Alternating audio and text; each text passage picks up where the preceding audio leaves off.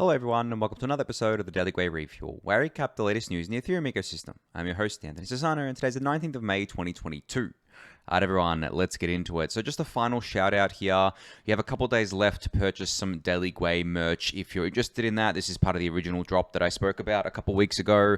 It's coming to an end in a couple days, so if you're interested in getting a t-shirt or a hoodie here, you can go to shop.metafactory.ai and run through the process to kind of like pick one up for yourself there. I think the way it works is like once the drop ends, they're going to start kind of like running through the printing and all that sort of stuff and getting all that done, and then they will kind of like ship it out to people. So very exciting. I can't wait to get mine, and I'll be wearing it on the refuel, that's for sure. All right, on to some merge-related news. So the Ropsten-beacon chain configuration has now been merged in the kind of like GitHub sense here, and client releases are coming out soon. The genesis for the Ropsten, I guess, like consensus layer will be on May 30th, with the merge transition due to happen on June 8th on the Ropsten testnet once TTD is reached. So we're so close, guys. Like I know I say this all the time, but like Ropsten hopefully goes through smoothly, then we can move on to either Girly or Sequoia, then we one of those two, and then we do one of those two again like a few weeks later. And as I said to you guys, I'm expecting an August merge here. And look, I've said that September could be on the cards, but you got to remember that the difficulty bomb is not being pushed back. At least that's the kind of like latest on it. So it not being pushed back means that, but if the merge was to happen in like mid-August, we would already be at 20-second block time. So for those of you who don't know how the difficulty bomb works, basically it's a mechanism that was put in place to make sure that Ethereum developers didn't kind of like get slack, and core developers didn't get slack, and Ethereum kept shipping updates.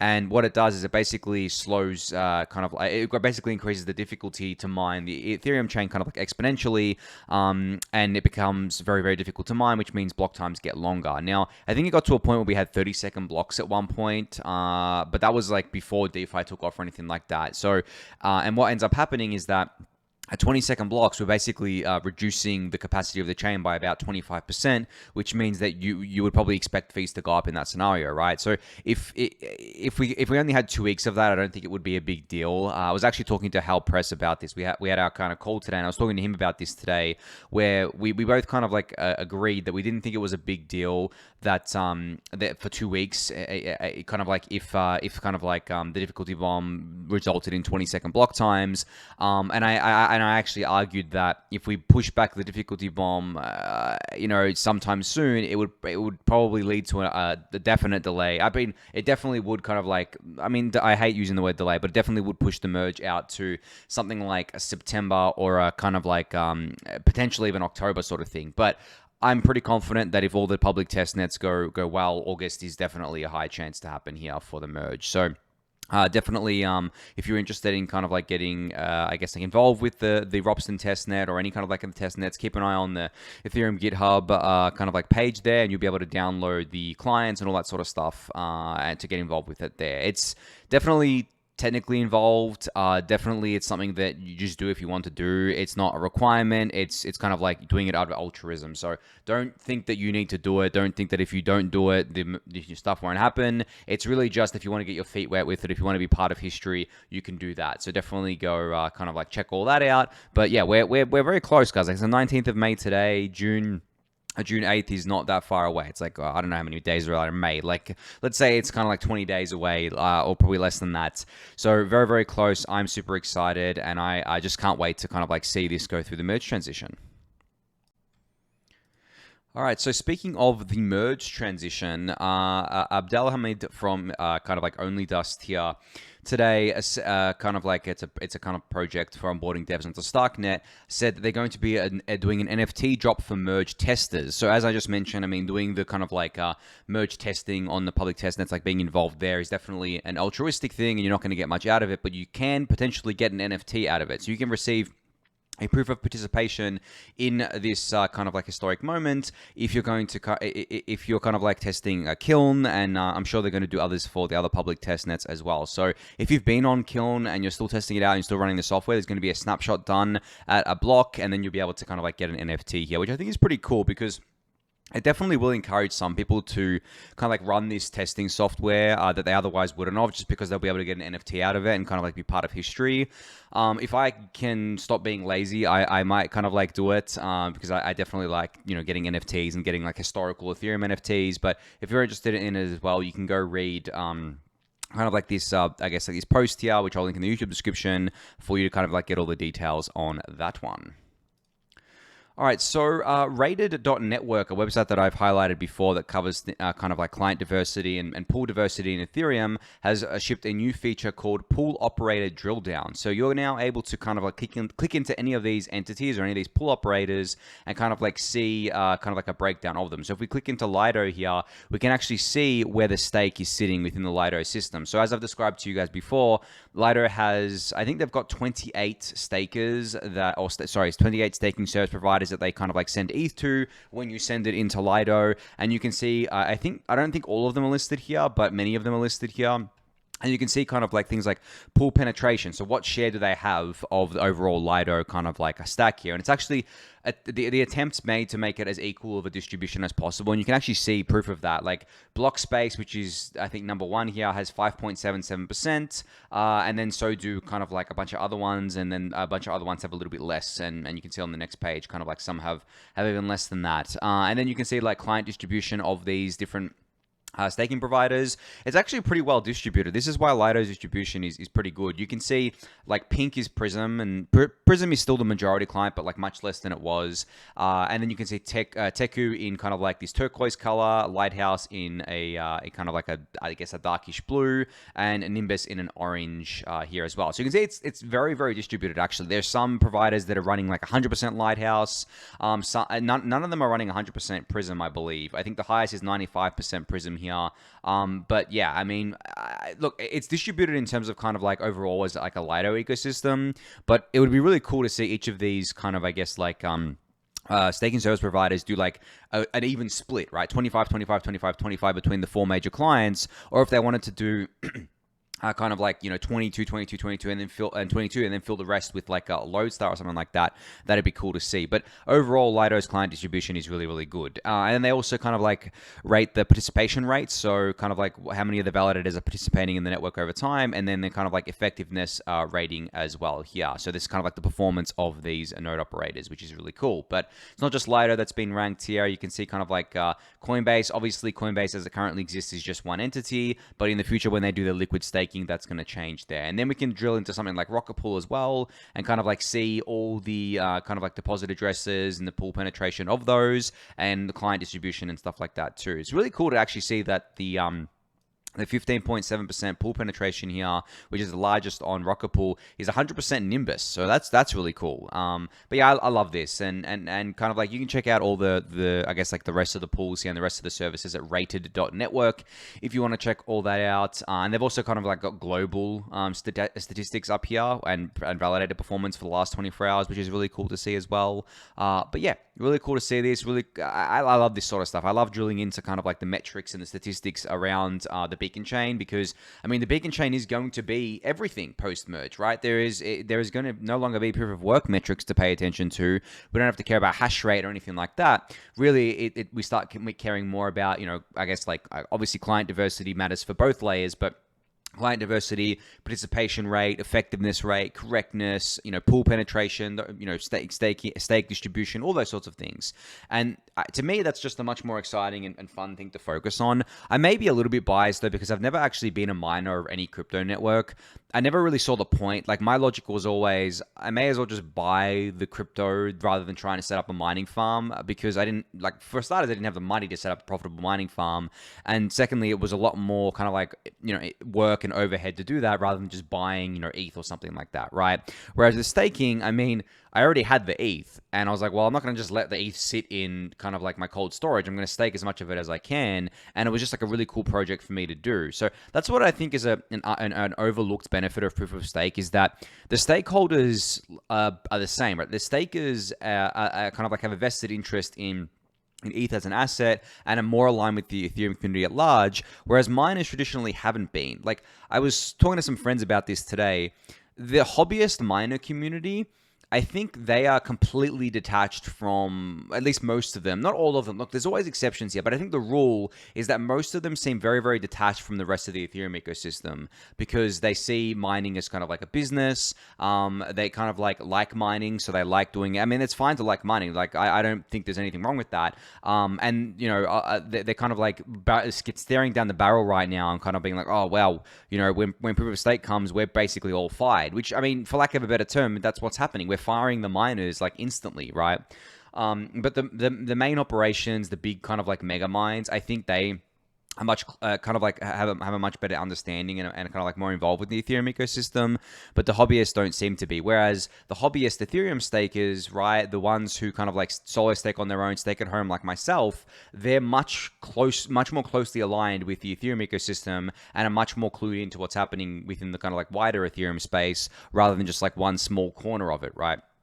And I think that's because of the fact that the ETH stakers are ETH holders too, right? Like it's just kind of like one and the same thing. Whereas miners don't necessarily have to hold ETH at all. They don't have to care about it. They can just sell all of their ETH whenever they get it to both cover their costs, obviously, but also to just kind of like lock in profits. They don't have to care about the asset. So I think there's a lot of those dynamics that go on. But as I said, I'm biased because I never did mine, never got involved with that community, but I've definitely been a staker. I've been a staker since literally day zero when the beacon chain went live. Since Genesis, I've been a staker, and I've just been adding more validators over time as I've been able to stack more kind of like 32 ETH chunks there. And I'm hoping to get more involved with Rocket Pool as well eventually. I'm definitely interested in becoming like an ODAO member and spinning up some of my own kind of like Rocket Pool nodes and validators.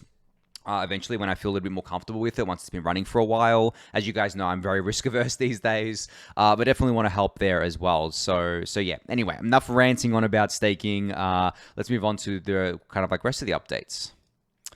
So the Protocol Guild has put through a governance proposal to the Uniswap community to fund the Protocol Guild pilot, which I've spoken about before. And just a quick reminder, if you want to know what the Protocol Guild is, there was a guest piece in the Daily Gwei newsletter last week from Trent Van Epps, who's running the Protocol Guild, or is one of the people running the Protocol Guild, where he explained it all. So if you want to go learn about that, you can go to thedailygwei.substack.com and find the newsletter titled The Protocol Guild there. But anyway, this governance proposal kind of proposes that 500,000 uni, which is worth about $2.5 million, to be allocated to support the Protocol Guild pilot. And you can see kind of like all the details here. Trent has posted it. And then there's a back and forth kind of like, I guess, discussion with a bunch of people with pros, cons, you know, should we do this? Shouldn't we do this? But I think this is kind of like a really cool thing. I mean, they've kind of done this for, the Protocol Guild has put forward proposals for Lido and Curve. Lido, I think, has gone through. Curve, I haven't kept up with. I think there was some pushback there. And Uniswap, I think, is a third proposal to. So the kind of logic is to kind of like get into these treasuries and have them fund the Protocol Guild with a small part of their treasury in order to kind of give to public goods. And kind of like these proposals are the first step to getting that sort of stuff done, right? So if you're interested in reading this proposal, you can. It's not that long, right? It probably won't take you long to read. And then you can read the discussion as well and maybe get involved with the discussion if you're interested in doing that as well. But very cool to see this. I mean, you guys know I'm an absolutely massive public goods shill, for lack of a better term. Like, I want to see as many public goods funded as possible. And the Protocol Guild outside of Gitcoin grants is one of the best ways to do that in terms of kind of like overall impact and the amount of funds they're going to end up having. That's going to be really cool as well. So definitely go check this out. It'll be linked in the YouTube description below. All right, so Danny Ryan has shared that the EAF, or Ethereum Foundation Data Availability Sampling RFP, or kind of like request for proposals, has just been released. So data availability sampling, or DAS, is a hard but critical problem to solve in order to take us from EIP 4844 to our fully scalable future. So essentially taking us from dank sharding or proto-dank sharding to full dank sharding. $1.5 million in funding has been earmarked for proposals. So if this sounds like something you want to get involved in or you want to do, whether that's the research or development kind of like layers, this would be where to kind of like, I guess, put forward your proposal here to get some of that funding. Now, as Danny said here, this is a critical part of Ethereum scaling roadmap. So if you kind of like get chosen, if your proposal gets chosen, if you work as part of like this at all, you'd be contributing a kind of like contributing to a critical part of Ethereum's kind of like long-term roadmap, which I think is really cool, right? At the end of the day. So this is kind of like the process of what it looks like to submit a proposal. So, you know, the first kind of like step was the request. So So the EF released the proposal request, and the gather, teams submit their proposals, deliberate. So the EF will analyze these proposals, discuss dynamically any suggestions in structure, direction, fee schedule, and/or timeline, and come up with a plan based on the resources and needs of an accepted proposals. And fourth step is propose. EF proposes a final structure of the proposal based upon deliberations, discussions. And step 5 is the team accepts and the work begins. So not a too long of a process here. And obviously they're kind of like taking proposals right now. So if once you do that as either a team, or I guess you might be able to do it as an individual, but I think kind of like as an individual, you might just get lumped in with a team kind of like eventually on this sort of stuff. But yeah, you can read the kind of like full kind of like post here for details on this, but cool to see that there's a kind of like RFP being put out for this, because as I said, DAS is critical, is kind of like a core part of Ethereum's roadmap. And if you don't even, I should say, if you don't know what DAS is, this is probably not something that you should be putting up for the proposal for, but most of the time. But even if you don't know what it is right now and you learn about it and you think you can contribute to it, definitely go and kind of like put forward a proposal. It's not just limited to people with existing knowledge, but I think like probably the people that are going to be putting forward proposals are going to be ones that are already familiar with this sort of stuff. So yeah. All right, so the block has an article out today where they've said that Meta, which is Facebook essentially, I mean, Facebook rebranded to Meta, which kind of like is Facebook, Instagram, and all that sort of stuff, has filed 5 trademark applications for something called MetaPay, which is teasing crypto and a crypto and digital payment platform. Now, there's not too many details on this just yet. This is just coming from kind of like the trademark applications. I don't know if there's any details on where they're going to have this kind of like hosted. Is it going to be totally centralized within kind of like Facebook or Meta, I guess? Is it going to be built on Ethereum layer 2? Is it going to be built on a side chain? Is it going to be built on another blockchain? I don't think there's any of those details just yet. And obviously, this isn't kind of like Facebook's first foray into payments within the crypto industry. They had Diem, which is their stablecoin project, which was once called Libra, which is called something else, which has kind of like completely failed to take off the ground. And actually, one of the people that was spearheading that project at Facebook is now working on Lightning Network, or has started a Lightning Network related company, which I find kind of like just a bit wild, right? They went from kind of like Facebook to Lightning Network, but I guess that's a cool little transition there. But regardless of that, I'm going to be keeping an eye on this. I really do hope that Meta maybe partners with someone like someone like Polygon, who have already kind of like worked with Meta on the Instagram NFTs and stuff like that, to do kind of like a payments layer 2 essentially on Ethereum, rather than building their own centralized thing, or rather than kind of like building their own, building this on another blockchain. So yeah, I hope Polygon kind of like scoops them up here, or any of the other layer 2 teams. But I think because Polygon already has that relationship with Meta through the Instagram integration, it'll probably be easier for them to kind of like land this than someone else. But yeah, I'll keep you guys updated if I come across any more details about this. All right, so speaking of, I guess, like traditional non-crypto companies getting in more into crypto, Robinhood has announced that they are going to be building a Web3 wallet, and you can sign up for early access today at this link, which I'll link in the YouTube description. But there really isn't many other details about this right now. There's like a teaser video, and they're saying kind of like, trade crypto with kind of like no fees and stuff like that. I don't know. Like, I don't know with kind of like what the deal is here. I don't know any more details about this, but I think in terms of like what I suspect this is, it's probably going to be pretty centralized. I mean, I hope it's non-custodial, but I don't know, because Robinhood has typically been like really bad with that. They didn't even let users withdraw their crypto from Robinhood for a long time. I don't know if they let them withdraw it yet. I'm not totally sure, but they didn't for the longest time withdraw crypto from Robinhood to their own wallet. So not sure if this is going to be non-custodial. Not sure what kind of like chains and assets they're going to be supporting from the get-go. I'm sure it's going to be Ethereum and Bitcoin, but in terms of kind of like other chains, I'm not sure, or anything like that. I'm not sure if it's going to be a wallet like MetaMask. Is it going to be like a mobile-only wallet, or is it going to be a desktop wallet, or is it going to be an extension wallet? There's no details that I've seen yet. If I've missed the details, guys, definitely hit me up with it. But yeah, I just haven't really seen these details myself yet. So yeah, just thought I'd kind of like shout this out for you guys. If you want to sign up, you can. I think there's already 500,000 people on the wait list. So who knows what order they're prioritizing people to kind of use this. But regardless, I think, we'll all know what it looks like once they start kind of like releasing this out to the public. All right, so Aztec Network, which is a privacy layer 2 network, have put together a thread talking about the official Aztec Connect launch countdown has begun. So on June 6th, our system supporting cheap private transactions on Ethereum mainnet goes live, but a lot has to happen before then. And they go through this thread about what has to happen before then, and kind of like what, I guess like we're 3 weeks away right now, and you can kind of like see the countdown here. So when we were 4 weeks away, there was an internal audit done. 3 weeks away, there's going to be third-party audits done. 2 weeks away, there's going to be system account migration. 1 week away, mainnet contract deployment, and then launch of the ZK Money production deployment here. So it's not too far away, right, guys? Like June 6th, just before the Ropsten testnet merge transition goes through, which is really, really cool. So yeah, just want to kind of like shout this out that this is coming, and on June 6th, I think on June 9th, Aztec Connect and the next version of ZK Money will go live with our 2 launch partners, which is Element Finance and Lido Finance. You'll be able to get fixed yield products on layer 2 via Element Finance, and liquid staking products, obviously with Lido Finance on layer 2 as well. With future DeFi integrations, DAO services, and private NFT transfers are coming too. You guys know that my 2 main kind of like things that I'm watching over the next few years are scaling and privacy. They nicely go hand in hand with each other, and Aztec Network is definitely on the forefront of kind of like both of those things, right? They're building like a scalable privacy layer. This is, I would say, probably a competitor to something like Polygon Nightfall in terms of kind of like the target market that they're going after.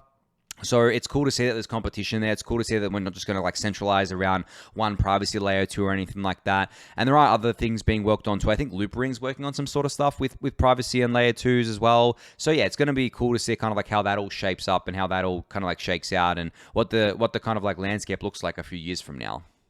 All right, so another interesting project that I came across today is something called Skiff Mail, which is a privacy-first, end-to-end encrypted, open-source Web3 native email. Now, if you go to skiff.com/mail, you can actually log in or sign up with MetaMask. You can connect your wallet here. I've already gone through the process just before, and I haven't done anything with it yet, but I just kind of like signed up, and you can see here it's like looks like a normal kind of like email client, right? I'm signed up with Sassel.eth up here. That's my display name, and you can kind of like import a bunch of things. You can click new page here, and it'll kind of like create something new for you, where you can kind of like have a title, have a description, start kind of like templates, publish, all that sorts of stuff. But what I find really cool about this is that it looks like a Web2 application, right? This doesn't look like it's a crypto application. The only indication that you have that it's crypto is the top left, where you see my Ethereum address, right?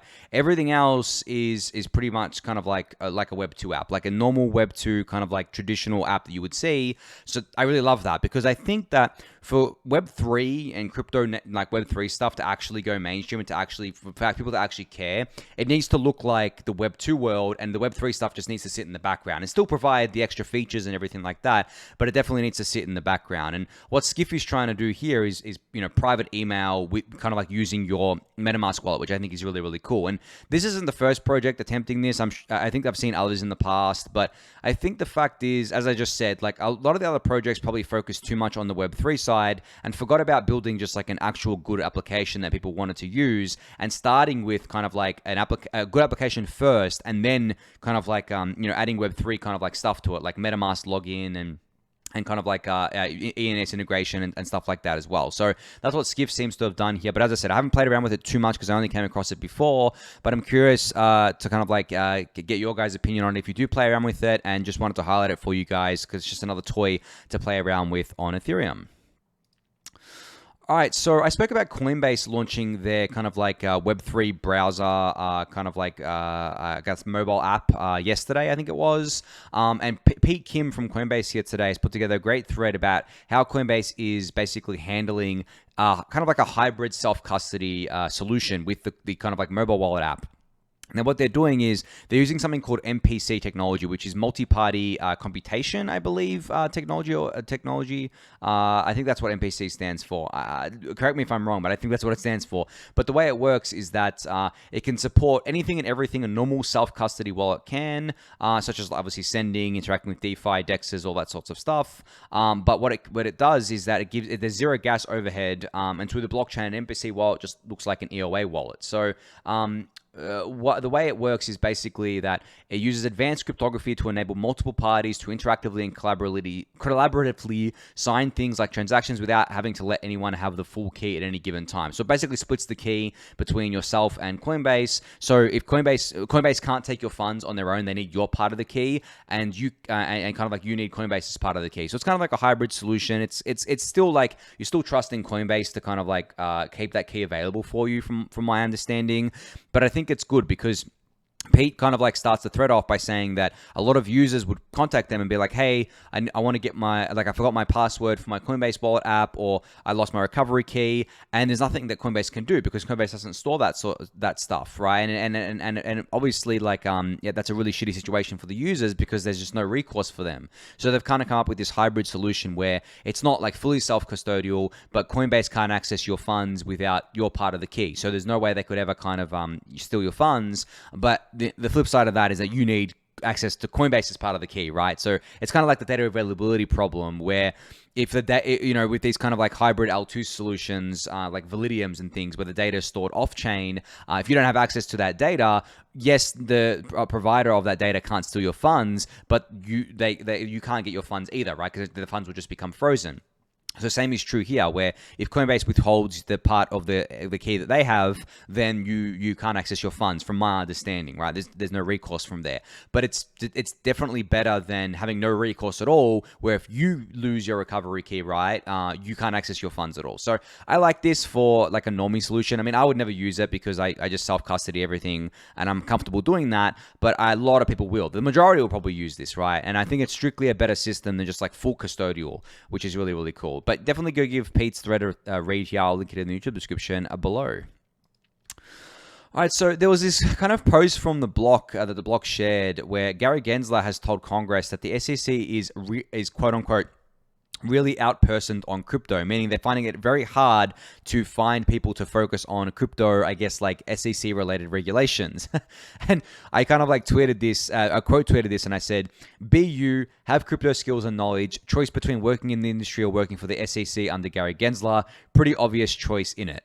Yeah, I mean, it is a pretty obvious choice. Like, if you're a crypto native, if you understand this industry, if you have the skills and knowledge to kind of like, I guess, like comment on this industry and to even regulate this industry, why would you go join the SEC? You would join a crypto native project like 9.9 times out of 10, right? But the thing is that this leads to actual negative consequences because it means the SEC and other regulatory bodies can't find the right people that they need to regulate this industry. So what they do is that they end up with the wrong people. And then what ends up happening is we see silly regulations put in place, which is bad for everyone. So there are some kind of like people that maybe need to fall on the sword. And if they kind of like really understand crypto deeply, maybe we just need to go work for the SEC. But expecting people to do that is kind of like not something that we should expect. And it's not something that's going to happen in reality. So I think that that's the most dangerous thing when it comes to regulations. Not that the government is out to get us all and wants to shut crypto down. It's more that they're probably going to hire people that don't have a good understanding of crypto. And that's going to lead to perverse regulations later down the line. Because at the end of the day, anyone who understands crypto, well, okay, I guess my Chrome tab just crashed here. I'm out of memory. But as I was saying, like anyone who kind of like understands crypto is not going, like, or most people that understand crypto are not going to go work for a government agency, especially because crypto is built on kind of like anti kind of like existing institutions, anti-government, and stuff like that. So yeah, I mean, I'm not surprised to see Gary Gensler say this. They're definitely going to have a hard time hiring any of the good people in crypto. Maybe they'll find some of them, but it's going to be an uphill battle for them, that's for sure. All right, I'm going to have to refresh all my tabs here. It seems like I've got way too many Chrome tabs open. All right, so LensProtocol actually announced that they're now live on Polygon mainnet, which is really cool to see. So those of you who don't remember, LensProtocol is basically Aave's solution to decentralized social media. And as I've said before, this is one of the kind of like decentralized social media applications that I'm actually quite bullish on because they're not trying to do everything. They're just kind of like building out the core primitives, core protocols and smart contracts and leaving it up to developers to build on top of it, which I think is really, really cool. But if you are kind of like interested in checking it out, you can. The only people right now who can sign up on LensProtocol are those that I think like signed the something a few months back and kind of like linked it to their to one of their addresses, and they can kind of like sign up. But LensProtocol or Aave has said that they're going to be opening this up to more people as time goes on. So not many things to kind of like touch on right now with regards to kind of like being able to use it, but there are a bunch of things that are launching with it that you can check out in this thread. I'll link this thread in the kind of like YouTube description for you to kind of like check it all out and kind of like check out the documentation if you want to as well. All right, sorry, I got to refresh this tab. All right, so latest in the Terra drama here that I just wanted to talk about for a minute or so. Apparently, Korea's National Tax Service has come forward and stated that Terra needs to pay $35 million in taxes. As Do Kwon has 92% of its Singapore entity and Do has residency in Korea, National Tax Service viewed it as an indirect Korean entity and seeking to tax $79 million more, not $790 million, this is a typo, $79 million more for transferring assets to the LFG.